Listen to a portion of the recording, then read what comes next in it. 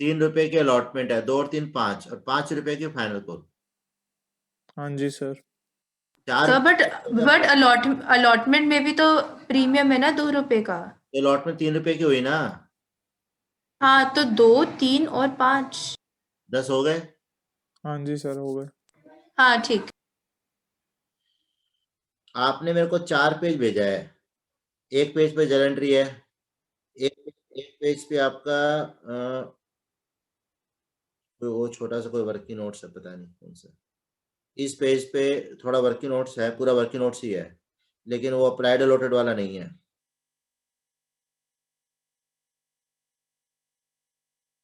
तो इसमें आप सबसे पहले क्या लिखते हैं, शेयर अप्लाइड, शेयर अलॉटेड और सरप्लस लिखो। कहीं का आपको वर्क नोट समझाता हूँ, आपका वर्क नोट्स क्लियर नहीं है बेटा। ठीक है। आप लिखो शेयर अप्लाइड, शेयर अलॉटेड और सरप्लस।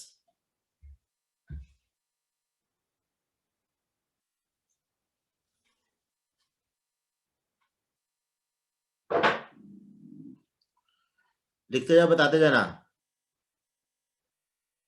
लिख लिया सर। शेयर अप्लाइड में कितना आएगा, 2,30,000। शेयर अलॉटेड में आएगा 60,000। लिख करके एक लाइन से बंद कर दो। अब शेयर अप्लाइड के नीचे लिखोगे आप, है ना, 20,000 वाले को डैश, मतलब शेयर अप्लाइड में 20,000 है तो अलॉटेड में डैश। 1,00,000 वाले को 40,000 और 1,10,000 वाले को 20,000।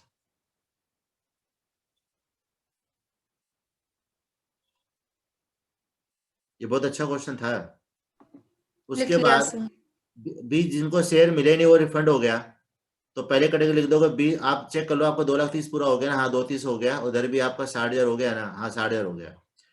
तो पहले कैटेगरी वाले का 20,000 इंटू 3, 60,000 रुपये रिफंड हो गया। सरप्लस वाले कॉलम में लिखोगे रिफंड 60,000। सेकंड कैटेगरी वाले का 1,00,000 वाले को 40,000 मिले, उनका सरप्लस कितना है, 60,000 इंटू 3, 1,80,000।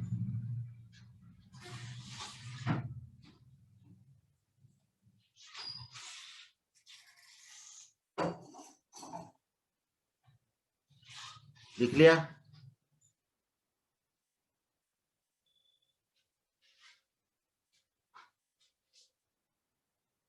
ठीक है।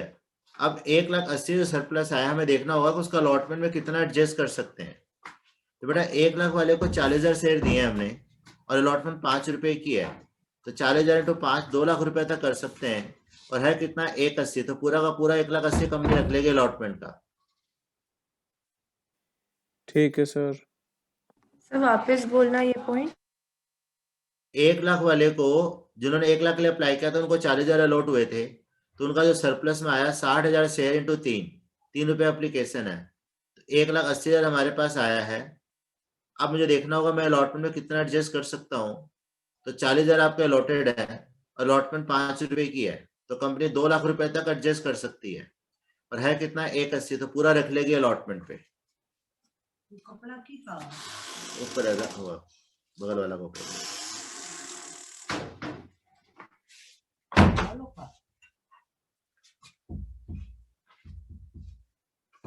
हो गया बेटा। हाँ सर। अब थर्ड कैटेगरी वाले हैं जिसके पास 1,10,000 शेयर थे, उनको 20,000 अलॉट हुए। उनका सरप्लस कितना है, 90,000 इंटू 3। 90,000 इंटू 3 कितने हो गए भाई, 2,70,000 हो गए ना। हाँ सर। अब 2,70,000 में कितना अलॉटमेंट में एडजस्ट कर सकते हैं देखना होगा। इसमें आपको लिखा हुआ वैसे कि एक्सेस मनी जो रिसीव होगा एप्लीकेशन पे, आप उसको अलॉटमेंट में एडजस्ट करो और कॉल में भी एडजस्ट करो। हम कॉल में तभी एडजस्ट करते हैं जब क्वेश्चन में मेंशन किया होता है। नहीं लिखा तो अलॉटमेंट में एडजस्ट करने का कंपनी को राइट है, जितना कंपनी अलॉटमेंट में रख सकते है उतना रखेगी, बाकी पैसे वापस कर देगी। लेकिन अगर लिखा है कॉल में एडजस्ट करो तो कॉल में भी लेके जाएंगे। सर पर इसमें तो फिर कॉल के बाद भी बच रहा है। देखो ना, वही तो आपने तो पहले क्यों नहीं सोचा ये बात कि आपका अलॉटमेंट में कंपनी कितना रख सकती है। 20,000 तो इंटू मेरे गलत हो गया था वर्किंग नोट्स में। 20,000 इंटू 5, कंपनी 1,00,000 रुपए तो अलॉटमेंट के लिए रखेगी। ठीक है। और 20,000 इंटू 6, 1,20,000 कंपनी कॉल के लिए रख लेगी। तो 1,00,000 और 1,20,000 कितने हो गए? 2,20,000 हो गए। अभी 50,000 बच गया तो रिफंड हो जाएगा ना।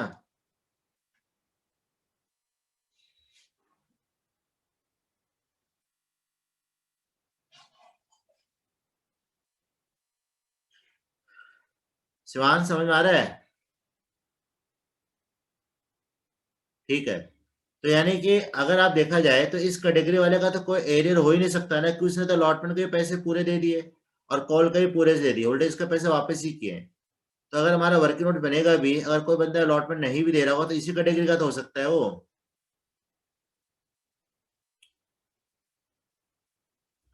बोलो कनिका।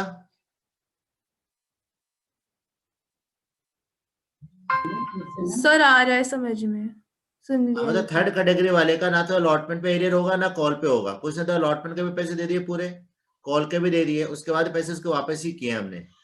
तो इस कैटेगरी से सारा कुछ होगा। तो आपका टोटल अलॉटमेंट में एडजस्ट कितना हो देखो, यहाँ पे हुआ था 1,80,000, यहाँ पे हुआ था 1,00,000, तो 2,80,000 एडजस्ट हुआ है।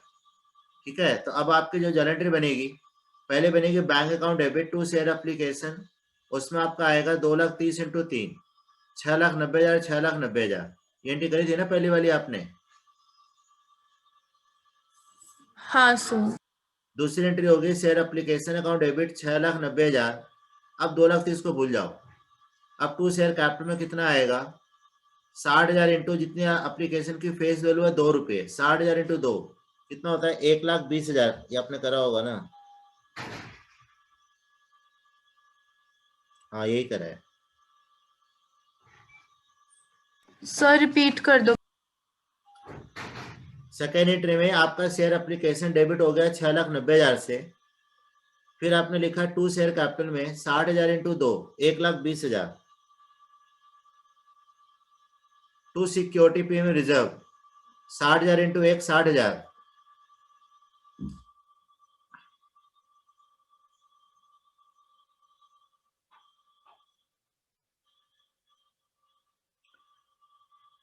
To share allotment 2,80,000।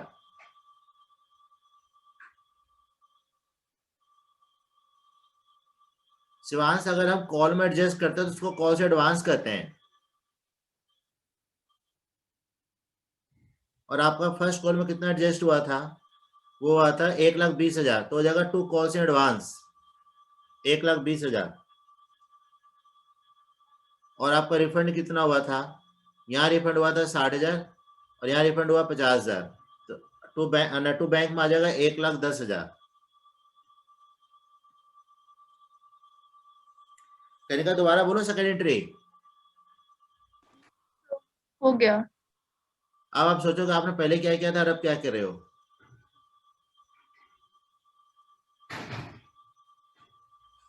आगे बढ़ूं? हाँ सर। अब आपकी एंट्री ना, ये तो हो गया एप्लीकेशन की। अब आप अलॉटमेंट की एंट्री करोगे तो आपका शेयर 60,000 है, 5 रुपए का अलॉटमेंट है, तो share allotment account debit 3,00,000, to share capital 1,80,000 and to security PM reserve 1,20,000। ये शिवांश आपकी एंट्री ठीक है। सर तो share allotment debit to share capital to SPR। हाँ,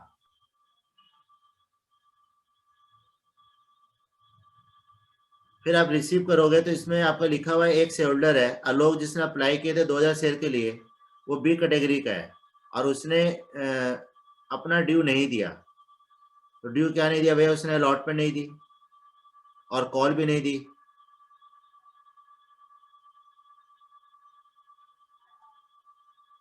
वो सेकंड कैटेगरी वाले का पूरा पैसा तो अलॉटमेंट में आया, सेकंड कैटेगरी का तो अपना पूरा अलॉटमेंट में आया भी नहीं था, 1,80,000 तक ही आया था। तो अब आपका यहाँ पे लिख रखा है ये आलोक के शेयर अप्लाइड है, तो आप क्या निकालोगे? अलॉटेड शेयर अलॉटेड टू आलोक। जब अलॉटेड निकालेंगे तो अलॉटेड ऊपर आ जाएगा, यानी कि 40,000 अपॉन 1,00,000 इंटू 2,000।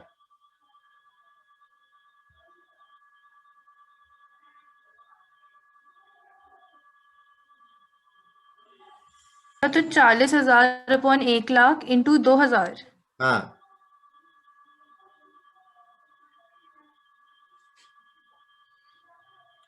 आपने शिवांश है ना अलग तरह से वर्किंग नोट बनाया है।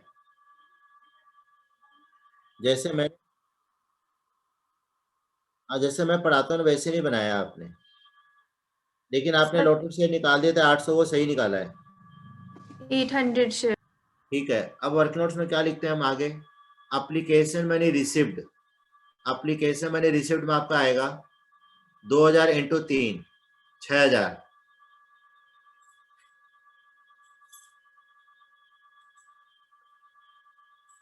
फिर सर 800 शेयर्स पे एप्लीकेशन मनी लेस कर देंगे। हाँ, एप्लीकेशन मनी रिक्वायर्ड हो गया 800 इंटू 3, 2400। तो आपका एक्सेस कितना आया? 3600।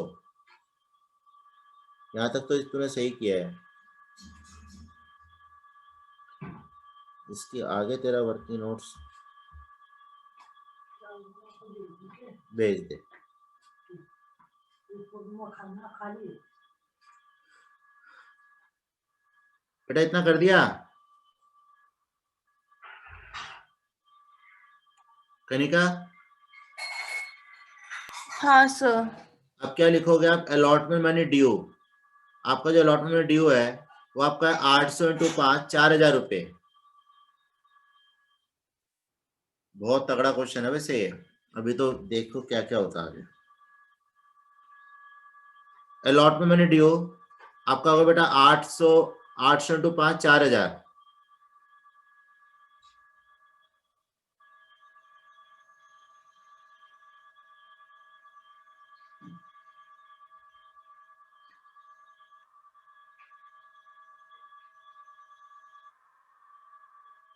मैं ऐसा नहीं, इसको मेरे दिमाग में तो आ ही गया, इसके शेयर 800 अलॉटेड है और 60% रीइशू है 9 रुपए के साथ। मैं इसको हटा दूं क्वेश्चन को? एप्लीकेशन अलॉटमेंट मनी 4000, उसके बाद लेस करोगे ना, एक्सेस रिसिव्ड है। ठीक।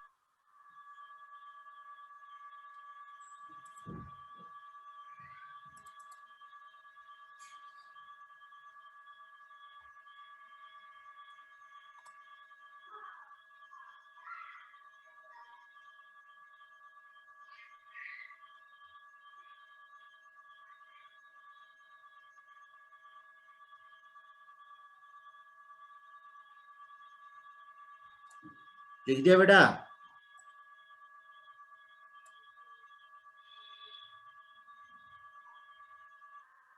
अरे कनिका फटाफट बोलते, अब तो आगे बढ़ो।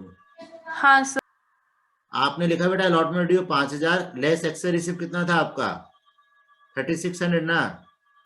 हाँ सर। 4000 अलॉटमेंट ड्यू 4000 का था, लेस एक्सेस रिसिव था 30। कॉल से तेरा कितना है? 400 आया ना? ठीक है, अब आप कनिका यहाँ तक लिख लो बेटा, फिर एक पॉइंट बता, 2 पॉइंट इसमें है और।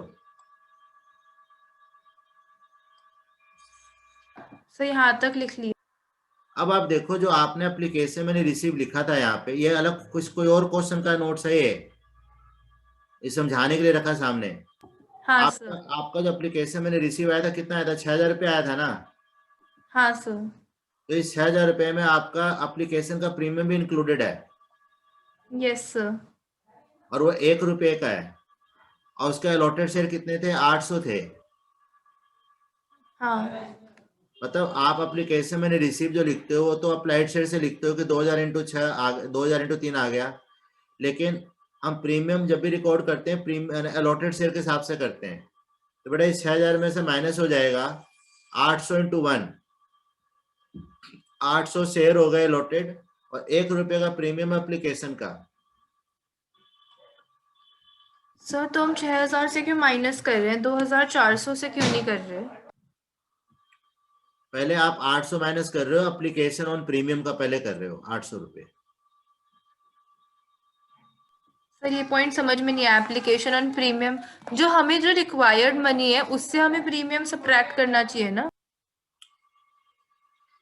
देखो, आपको रिसीव तो 2000 के हिसाब से हुआ है, और प्रीमियम को हम फॉरफीचर में कंसीडर नहीं करते। तो पहले देखो, आप जो बोल रहे हो हो सकता है पूरा अमाउंट हो जाएगा, लेकिन इसका ब्रेकअप 2 जगह होगा। एक तो यहाँ पे 800 माइनस होगा, एक आपने अलॉटमेंट ड्यू कितनी लिखी थी यहाँ पे? आपने लिखी होगी 800, 4000 लिखी थी ना? 4000।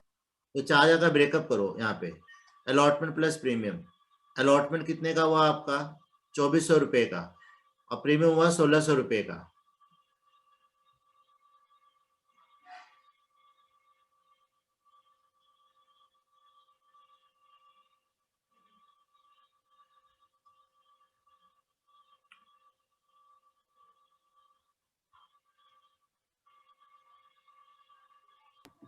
सर कर दिया ब्रेकअप।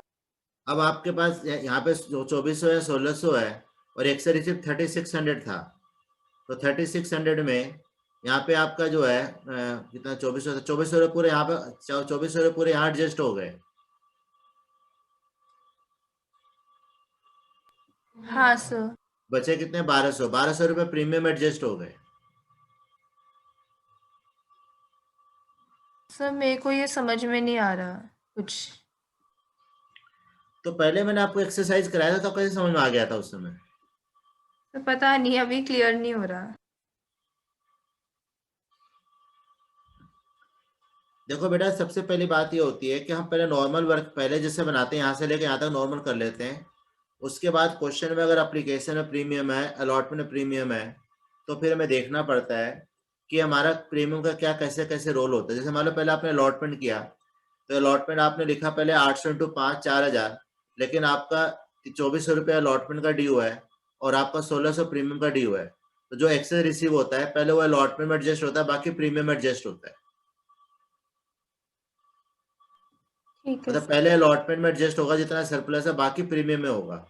तो यानी 3600 में 2400 तो उसने अलॉटमेंट के पूरे दे दिए और 1200 उसने प्रीमियम के भी दे दिए।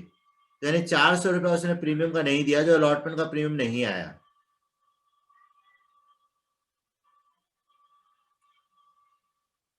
हाँ हाँ हाँ, 400 रुपये नहीं आया। नहीं आया, वो premium on allotment not received है। आप वो लिख सकते हो साइड में, premium on allotment not received.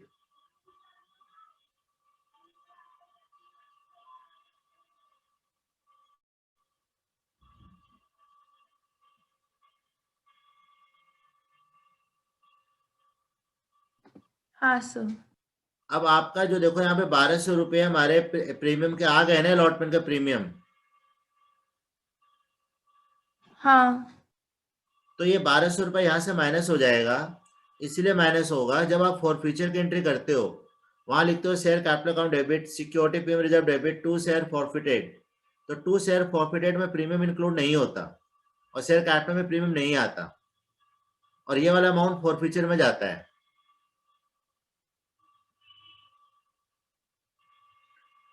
इसलिए 1200 रुपया तो प्रीमियम अलॉटमेंट का माइनस होगा और 800 रुपया एप्लीकेशन का प्रीमियम माइनस होगा।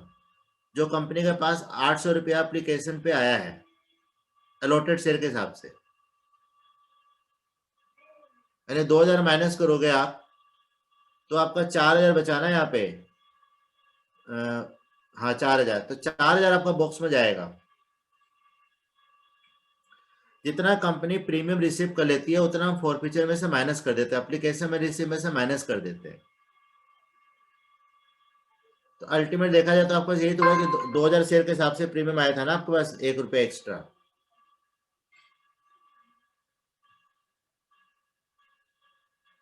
जितना अलॉटमेंट का प्रीमियम एडजस्ट होगा वो माइनस होगा, और जितना एप्लीकेशन में जो प्रीमियम होता है अलॉटेड शेयर के हिसाब से वो माइनस होता है। फिर जो बचता है वो जाता है फॉरफीचर की एंट्री में।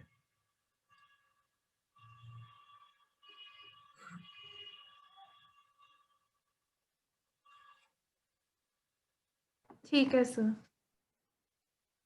सॉरी राम। तो सर आप मेरा- तो आपका ये वर्किंग नोट बनने के बाद आपने अलॉटमेंट की एंट्री कर दी थी, क्या करी थी पता नहीं, share allotment account debit to share capital to S P R कर दिया था। Yes sir. फिर आप क्या लिखोगे, bank account debit calls in arrear account debit to share allotment. तो कॉल्स इन एरियर तो आपका सिर्फ 400 रुपया बचा था यहाँ पे, कॉल्स इन एरियर 400 रुपया आएगा। और आपके शेयर कितने थे, 60,000, अलॉटमेंट थी 3 लाख रुपए की एंट्री थी ना। 3 लाख में आपका अलॉटमेंट में कितना एडजस्ट हो गया था, 2,80,000 एडजस्ट हो गया था। हाँ 20,000 रह गया था। तो आप अलॉटमेंट को जो क्रेडिट करोगे 20,000 से, और बैंक में आएगा 19,600 रुपये। ये लिखा है शिवांश।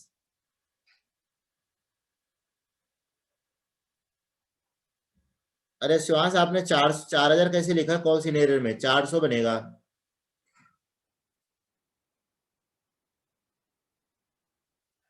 अलॉटमेंट की जो बैंक वाली एंट्री है उसमें तो कॉल सिनेरियो तेरे 400 ही आया ना, और ऊपर आएगा 19,600 बैंक में।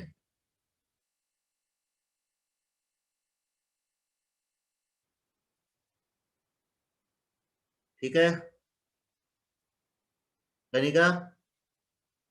हाँ सर। अब ये आपकी फाइनल फाइनल कॉल की एंट्री है। तो शेयर फाइनल कॉल में क्या होगा? Share final call account debit to share capital to SPR.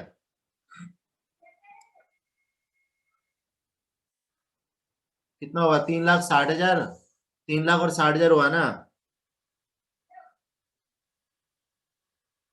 हाँ यही लिखा है तू।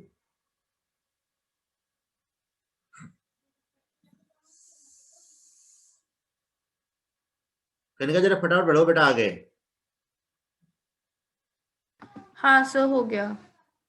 अब आपका फाइनल कॉल पे भी जो है उस बंदे ने पैसे नहीं दिए, तो उसके अलॉटेड शेयर कितने थे? 800, और 6 रुपए का रेट है, तो 4800 हमारा कॉल सिनेरियर हो गया। तो उससे आपका जो है, अच्छा हाँ रुको, इसकी एंट्री बनेगी बैंक वाली होगी, bank account debit, calls in advance account debit, calls in arrear account debit to share final call. आपका है ना 1,20,000 रुपया कॉल में भी एडजस्ट हुआ था, तो मैंने कॉल से एडवांस अकाउंट ओपन करवाया था। मतलब शिवांश, आपने जो लिखा वो भी ठीक है, क्योंकि आपने वहां फर्स्ट को लिख दिया था, यहाँ पे फर्स्ट को उतने से कम कर दिया। लेकिन बेटर होता है कॉल से एडवांस अकाउंट ओपन करना चाहिए अगर कॉल में एडजस्ट करते हैं तो। वो कंपनी है जो एडवांस पे है ना 12% इंटरेस्ट भी देती है। तो इसमें कॉल्स इन एरियर में क्या अमाउंट जाएगा? 4800। 800 शेयर है, 6 रुपए की फाइनल कॉल है, तो 4800 रुपये नहीं आए। और 2 शेयर फाइनल कॉल 3,60,000 से क्रेडिट हो जाएगा, और कॉल से एडवांस 1,20,000 से डेबिट हो जाएगा।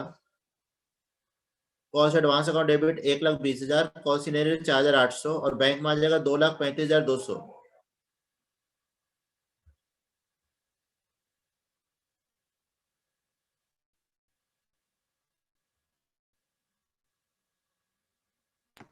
हाँ सर। अब आपकी फॉरफीचर की एंट्री होगी, share capital account debit, security premium जब account debit to share forfeited to call scenario.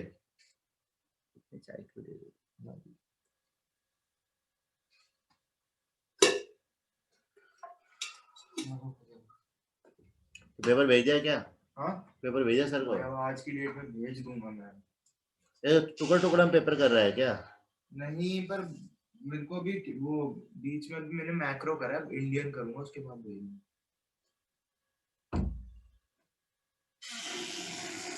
बेटा आपके शेयर कितने फॉरफिट हुए? 800 हुए, और फाइनल कॉल के बाद हुए। तो शेयर कैपिटल डेबिट कितने से होगा? 8,000 रुपए से। हाँ, 6:30 बजे है ना?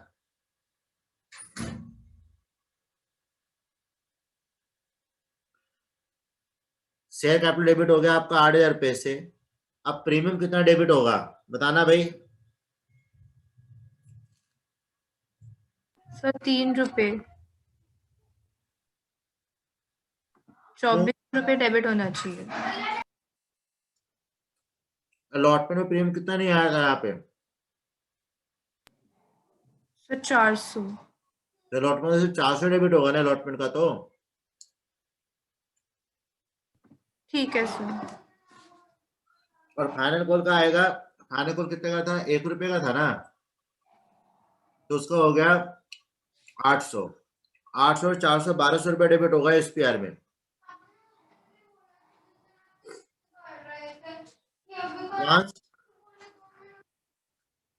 हाँ गलत, आपका गलत किया बेटा आपने।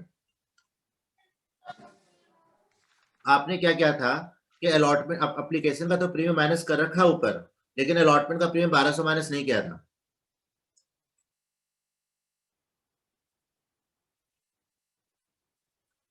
तो अब एसपीआर आपका आ जाएगा 400 और 800 1200, और 2 शेयर प्रॉफिटेड में कितना आएगा? 4,000, क्योंकि आपका यहाँ पे 4,000 अमाउंट था ना 1200 800 माइनस करके। और कॉल से जितने से आपने डेबिट किया उतने से क्रेडिट कर दो, अलॉटमेंट का और कॉल का।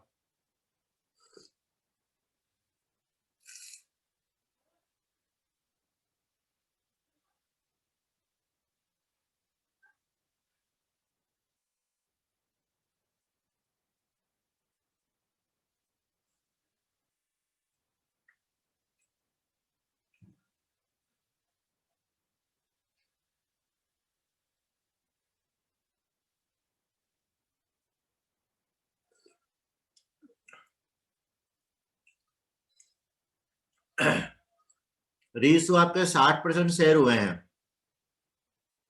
और 9 रुपये पे। चलिए रीइशू कंडीशन ठीक है, बैंक में आ जाएगा 4320, शेयर फॉरवर्ड डेबिट हो जाएगा 482, शेयर कैपिटल आ जाएगा 4800।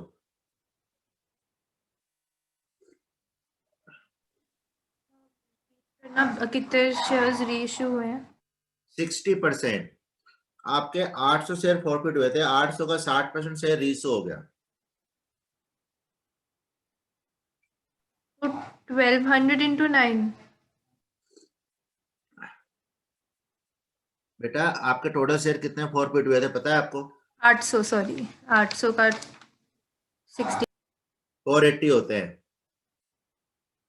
480 into 9 होता है 4320, बैंक में आ जाएगा, 480 शेयर फॉरफिट में आ जाएगा, 2 शेयर कैपिटल में 4800 आ जाएगा।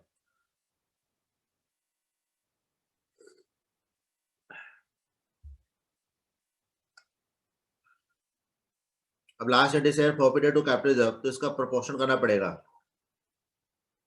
4000 जो वैल्यू है 4000 वो 800 की है, into 480 minus 480।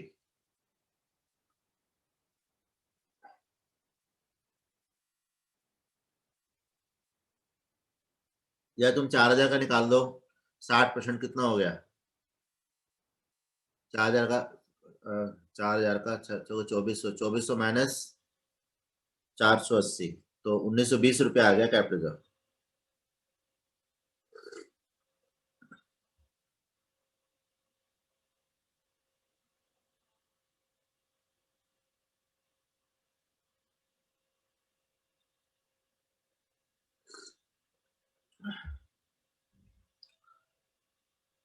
$4000 upon 800 into 480 minus 480।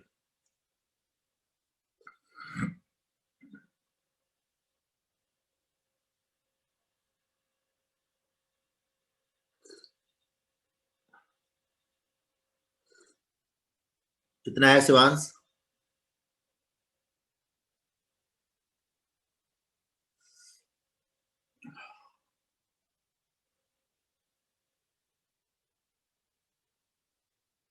आवाज है वो पीछे वो चल रही है ना, मोटर चल रही है पानी की। ना ना ना, नहीं नहीं।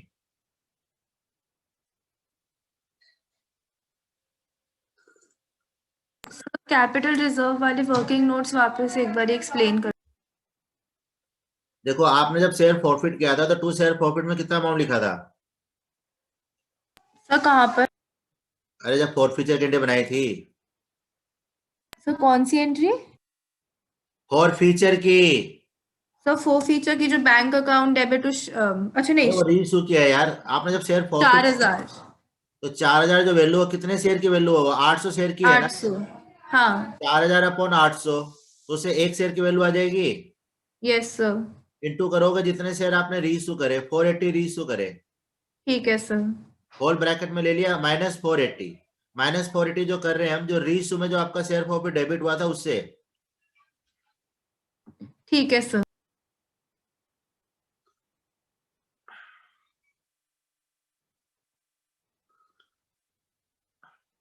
सर 1920 रुपए। हाँ अब आया समझो क्वेश्चन में क्या था इसमें? हाँ सर।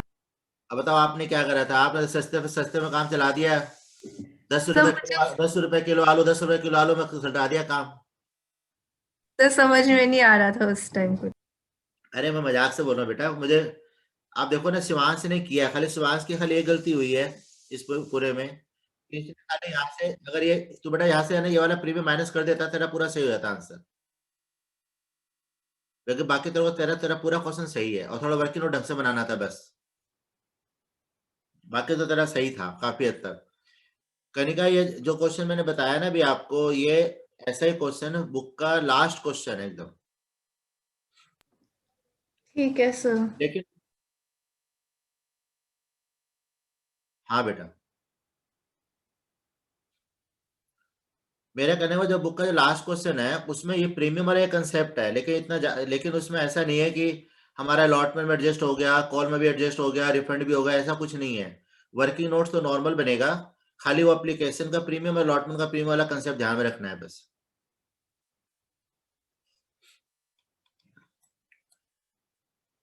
शिवांश ने कहा था क्वेश्चन ले करके करवा के देखो, करवाया। अच्छा देखो बेटा आपने मेहनत करी, अच्छी बात है, कम से कम आपको और अच्छी रिवीजन तो हुई ना।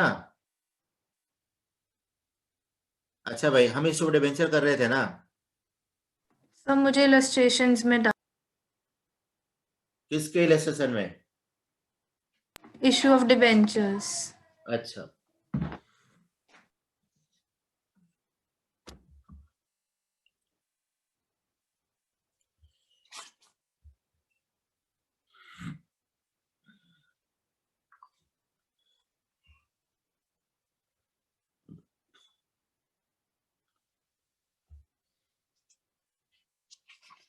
बोलो बेटा कौन सी इलस्ट्रेशन?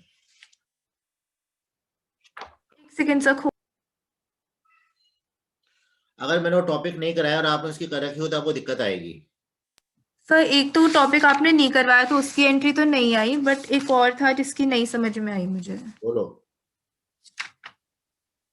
Sir illustration 8 page 9.15। निकाल लिया, ठीक है। ये क्वेश्चन अच्छा है, ये मेरा पता है कितने साल से इंपॉर्टेंट हो रहा है। कई क्वेश्चन ऐसे जो मेरे 8-8 साल से पुराने इंपॉर्टेंट होते हैं, बोर्ड में आ जाता है, और मतलब मेरा बड़ा दिल कर रहा है कि आ जाएगा क्वेश्चन पेपर में, और हर साल सोचता हूँ, नहीं आता अलग बात है, लेकिन आज आएगा जरूर एक बार। और सर इसके पहले जो एक पेज है, पेज 9.12, उस पे एग्जाम्पल 1 एंड एग्जाम्पल 2 लिखा, वो भी नहीं समझ आया।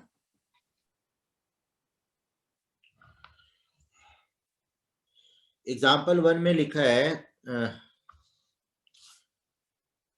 Intel limited issued 10,000 debenture 100 days a discount of 10%. It has security premium reserve 1,50,000. Discount on issued debenture 1 lakh will be written off by passing single entry. देखो 10,000 डिवेंचर है, 100 रुपए का डिवेंचर है, कितना हो गया भैया? 10,000 है, 1 लाख, 10 लाख रुपया हो गया।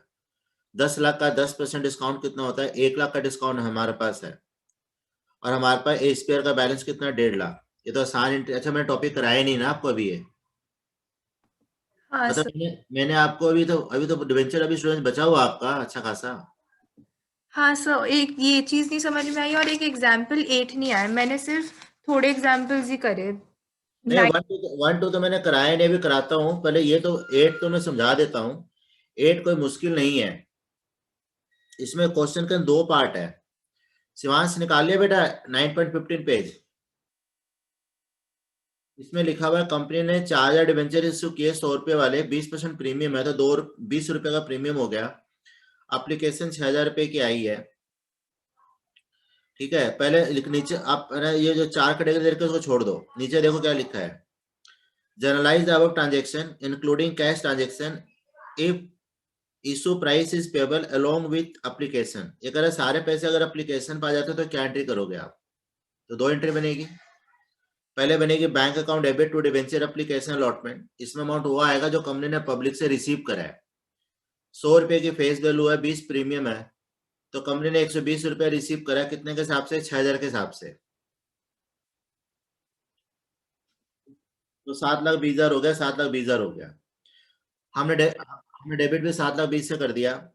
अब टू डिवेंचर में क्या लिखोगे आप? 4,000 इंटू 100 4 लाख। टू एस्पेयर में कितना आएगा? 4,000 इंटू 20 80,000। बाकी टू बैंक रिफंड हो जाएगा, क्योंकि आप सारे पैसे एप्लीकेशन पे आ गए, तो आगे अलॉटमेंट तो है ही नहीं, तो रिफंड ही करेगी ना कंपनी। कनिका समझ में आया ये? हाँ सर। मैंने नीचे इशू प्राइस वाली लाइन समझ ही नहीं पाई थी। अब पहले लिखा हो सारे पैसे एप्लीकेशन तो ये करते हैं, और अगर आगे बता रखा है कि अगर ब्रेकअप है कि भाई एप्लीकेशन है 20, अलॉटमेंट है इतनी, बाकी कॉल है, और ब्रेकअप दिया हुआ है कि 1200 वाले को रिफंड कर दिए, 400 वाले को पूरे ये दे तो दिए। कंफ्यूज कर रहे हैं फिर। क्या? जो जो इशू प्राइस का फर्स्ट वाला पार्ट है उसमें भी ये सारी चीजें कंसिडर करनी है, ये तो ऐसा कंफ्यूज कर रहे हैं।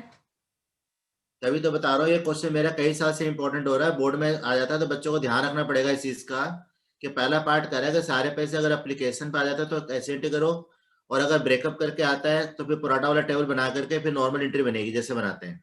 सर प्रोराटा वाला टेबल तो वही हो गया ना जो हमने अभी करा, शेयर अप्लाइड, शेयर अलॉटेड। हाँ, तो उसका डिबेंचर अप्लाई, डिबेंचर अलॉटेड लिखेंगे, सरप्लस लिखेंगे, बस वही टेबल बनेगा, कोई कॉस्ट सिनेरियो तो कोई होता नहीं इस पे। हाँ सर। मतलब खाली वो छोटा टेबल बनेगा कि इसमें कितना कितना एडजस्ट कर रहे हैं, बस वही बनेगा, उसके हिसाब से एंट्री बन जाएगी। ठीक है सर।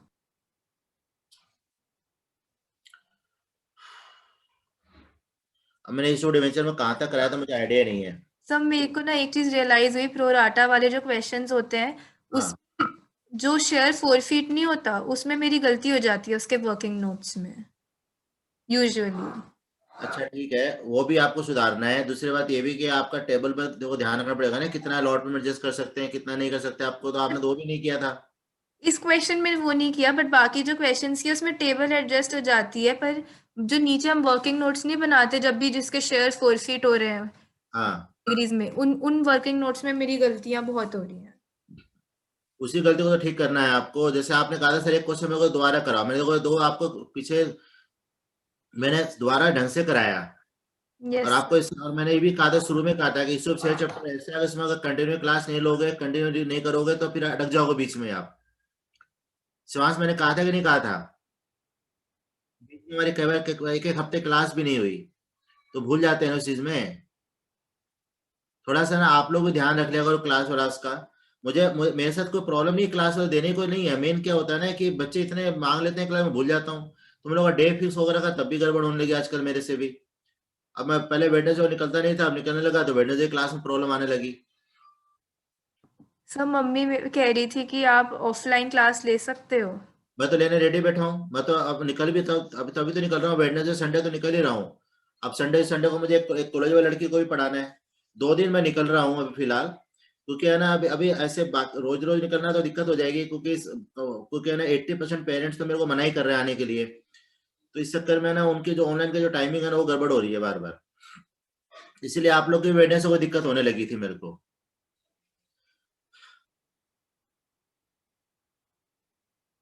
हाँ बेटा, कोई दिक्कत वाली बात नहीं है, देखो मेरे को तो अब कोई प्रॉब्लम हो नहीं सकती अब, क्योंकि मेरे को एक बार हो गया तो 3-4 महीने का 4 महीने का तो काम खत्म हो गया, मेरे को तो कुछ अब होगा नहीं। और है ना, लोग यही कहते हैं कि जिसको हो जाता है उसको 3-4 4 महीने, 4 4 साढ़े 4 महीने तक तो तो कुछ तीन हो। महीने का बोला जाता है, मेरा तो 3 महीने का वो तो खत्म हो गया, बट वैसे तो इम्यूनिटी सभी की है ही थोड़ी।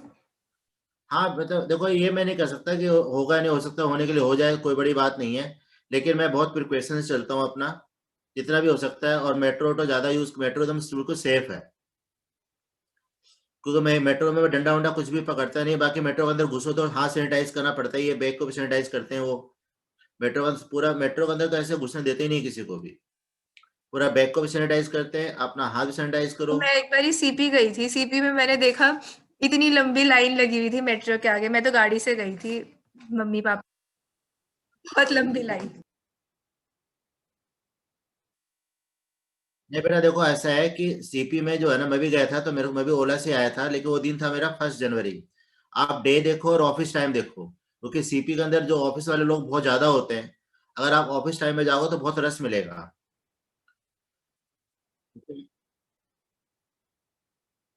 हाँ, तो इसमें तो बेटा ऑफिस टाइम होता है ना, जब छुट्टियां होती है तो सारे लोग मेट्रो यूज करना चाहते हैं। हाँ बेटा नहीं नहीं नहीं, 5 से लेकर 7 बजे तक तो बहुत बुरी हालत हो जाती है, 5 से 7 का टाइम बहुत गंदा टाइम होता है। चलो जो भी है, मतलब मुझे कोई प्रॉब्लम नहीं है, मैं पढ़ा के आया हूँ भाई आज, और मैं और मास्क लगा के पढ़ा नहीं सकते, तो मास्क लगा के पढ़ाऊंगा तो मजा नहीं आएगा पढ़ा करके, तो मुझे मतलब बिना मास्क लगा के पढ़ाता हूँ, और पेरेंट्स पढ़वा रहे हैं आराम से, और कोई दिक्कत नहीं हो रही है। मतलब एक तो मैं माने घर पे सामने जाता हूँ पढ़ाने, वहीं पे 2 बच्चे हैं बहादुर अपार्टमेंट में ही। हाँ बेटा देखो वही तो बता रहा हूँ कि अब 2 बच्चे और है जो मैंने उनको भी कहा कि भाई क्योंकि जो 11th वाले बच्चे हैं ना वो होमवर्क नहीं कर रहे, वो बेवकूफ बना रहे मेरे को खाली। वो बेवकूफ बनाते रहते हैं, मैं भी कितना करूं, लड़ाई झगड़ा कितना करूं, मैं मेरे से नहीं होता। चलो काम की बात करें तो आपको ये मैंने डिबेंचर में क्या क्या दिया था होमवर्क। एक तो मैंने 7th 11th छोड़ाने के लिए कहा था, वेंडर वाला करा दिया था मैंने। हाँ ये वाला कंसेप्ट कराना था, रुको मैं निकालता हूँ। सर वेंडर वाला कॉन्सेप्ट एक और बारी रिवाइज करवा दो। आपने होमवर्क नहीं कराया क्या? सर मैंने वेंडर वाले का नहीं किया, बाकी करा था। इलस्ट्रेशंस भी वेंडर वाले तक नहीं पहुंची। अरे इलस्ट्रेशन ऐसा है ना, इलस्ट्रेशन करने चक्कर में ना कई बार गड़बड़ हो जाता है, क्योंकि इलस्ट्रेशन के अंदर कुछ चीजें अलग तरीके से की होती है। ठीक है। एक चैप्टर पूरा कट गया बस, रिडम्पशन वाला।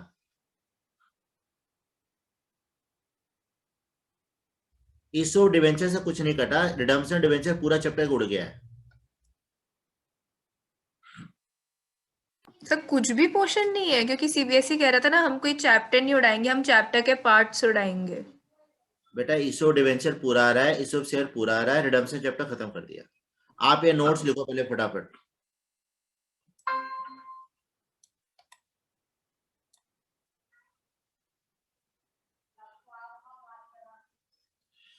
ये टॉपिक थोड़ा सा बड़ा है, फटाफट करो, उतार लोगे ना तो फिर मैं इसका क्वेश्चन करा दूंगा।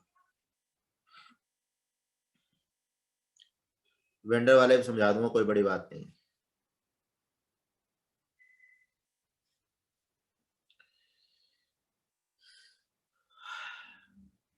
सर हमारे प्री बोर्ड्स वापस पोस्टपोन हो गए हैं।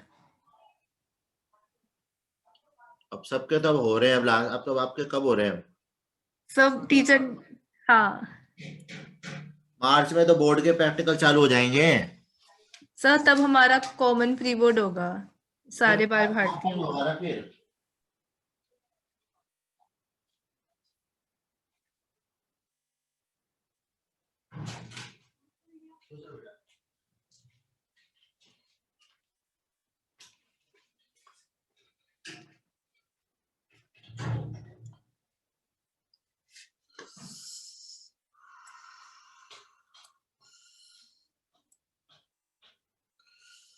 देखो बेटा मैं एक मिनट वॉशरूम से आ रहा हूँ।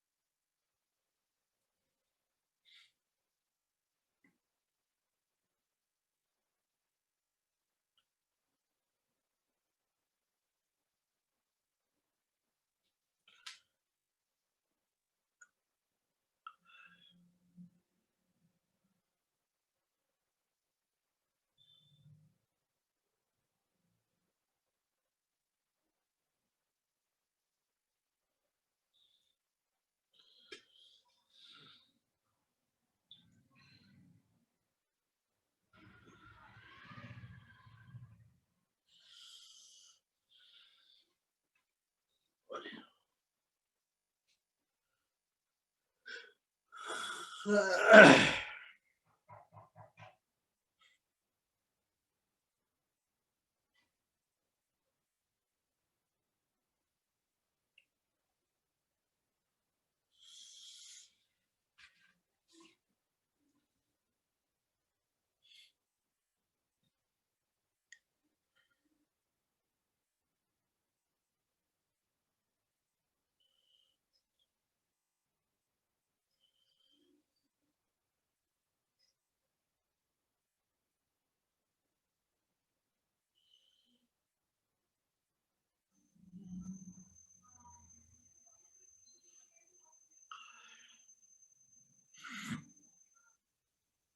गया, ये टॉपिक पूरा हो गया। 6 पॉइंट थे। कनिका आप लिख लिए? नहीं सर, लास्ट 3 कर रही हूँ, वो एफ पार्ट की लास्ट 3।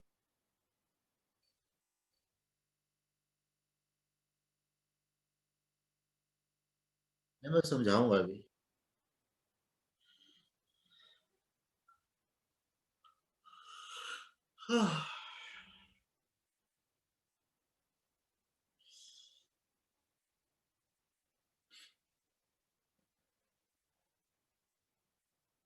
सर लिख लिया अच्छा, और लिख लिया।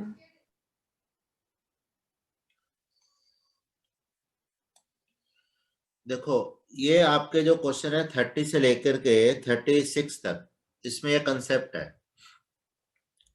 यहाँ पे कंपनी जो डिबेंचर इशू कर रही है वो पूरे फेस वैल्यू पे कर रही है। मान लो मैंने इमेजिनरी लिया, face value 100, number of debenture 1, premium 10%, discount 5%। तो आपका 6 केसेस है, मतलब debenture issued at par, at redeemable at par. Issue का मतलब होता है पैसा आना, और रिडीम का मतलब, रिडीमेबल का मतलब